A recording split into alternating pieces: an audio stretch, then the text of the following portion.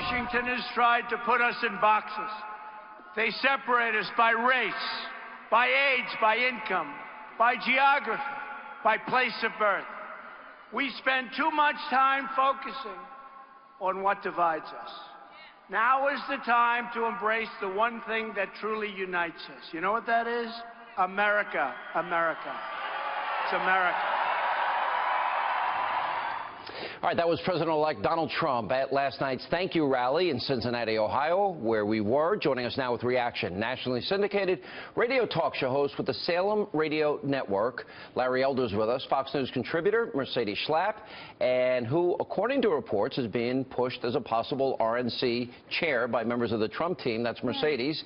Also joining us is Florida Attorney General Pam Bondi, and she met with President-elect Trump earlier today at Trump Tower. How did the meeting go? Good? Oh, it went great. Yeah. No, of course, I talked to him frequently, and I've met with him several times, and I'm on the transition team.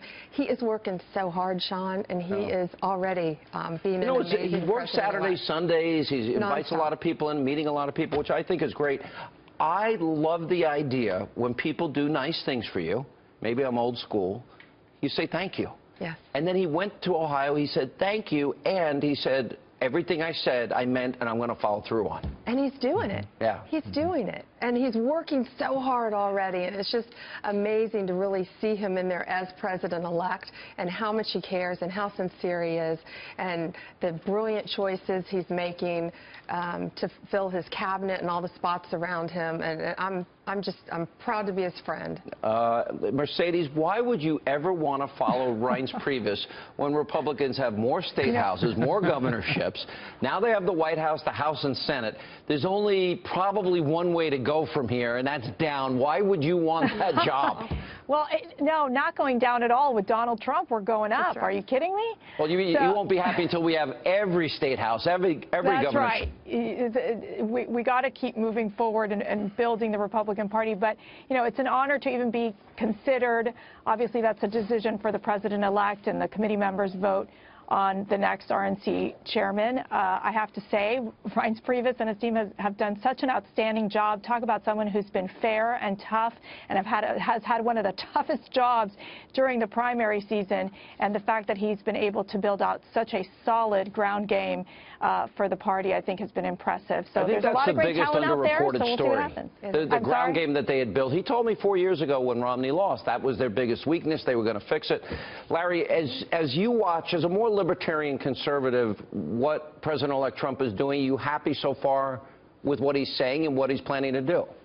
I really am. He's connecting with the American people. I said this many times in your show, Sean. It is still the economy stupid. People are economically anxious, and this deal with Carrier is huge. He saved 1,000 jobs. He's delivered already on one of his campaign promises to protect American jobs, to put America first. I couldn't be happier. He wants to cut taxes. He wants to rein in some of these asinine regulations that have killed jobs, and he wants to do something about securing the borders that has put downward pressure on people working in the inner city who have low skills, all of which will give us a thriving economy far better than what we've had for the last 8 years. I'm ecstatic. You know, and that's the funny thing. You watching how the left is reacting to this, and even the jobs at Carrier. You know, all he said was it's going to be a better business environment, better climate for corporations, corporate tax 15%, repatriated money, eliminating regulations. Okay, they're going to spend $16 million on that plant, 1,100 more people have jobs, and the left is complaining. The women of The View went insane. How in the world could they complain? These families are now going to have, and I think I heard you say this, a great holiday, a Christmas. They're going to have jobs. They're going to be able to keep their homes. He's doing exactly what he said he was going to do. He's helping people. Yeah. When you meet with him, what is he asking you? What do you talk about? You know, I don't think anyone should talk out of school when you're on the transition and you're in the room with him. But he's always charismatic. He's funny. He's so down to earth. And as well as Reince, I can't say enough good things about Reince and Steve Bannon and the whole team. And they're working so hard. You know, Mercedes, you took a lot from the Never Trumper people. You and your husband Matt, you guys were kind of, well, isolated there in Washington a little bit for a while, right? Right. Well, I think we have the scars to prove it. But, you know, what I'm really excited about is the fact that when you do see a Donald Trump out back in what I would say the rallies, it gives him an opportunity to connect with the people, and it really gives him such energy. And I have to say, you know, looking at the team that he's putting around him, the cabinet picks, conservative picks that folks that he's chosen, I think Sean is sending a very strong message of how he's going to lead, even taking the case of Carrier Company, where it's showing his type of leadership, which is, guess what? He's not going to waste time. He's going to get results done. And I think that is promising compared to when President Obama said, we'll never get those jobs back from Carrier. This is not a guy who's going to give up. And I think that is such a refreshing attitude for the American people. Larry, one thing you have often said, and I've said, is that, okay, 90% of the black vote historically goes to the Democrats. If Trump is able to target some inner cities with some of this economic growth, the building of factories, creation of jobs, coupled with the education money going back to states and local municipalities, where I think inner cities have been disproportionately impacted in a negative way, could that shift the demographics come 2020?